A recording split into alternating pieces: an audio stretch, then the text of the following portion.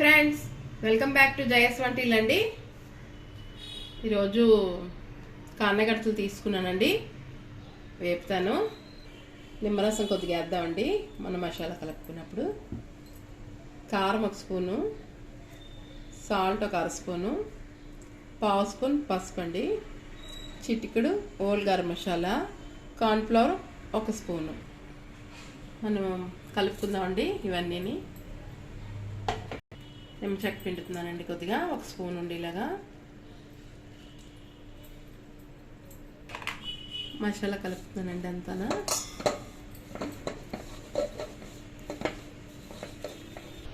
మనం ఇలా కట్ చేసుకున్నామండి, సరే మనకి మసాలా వెళ్తుంది. పట్టించుకుందాం. ఆయిల్ మరిగిందండి, మనం పీస్ చేసుకుంటున్నాం. సరిగడ్డాలి, మనకి వేగిపోయండి, తీసుకుంటున్నాం.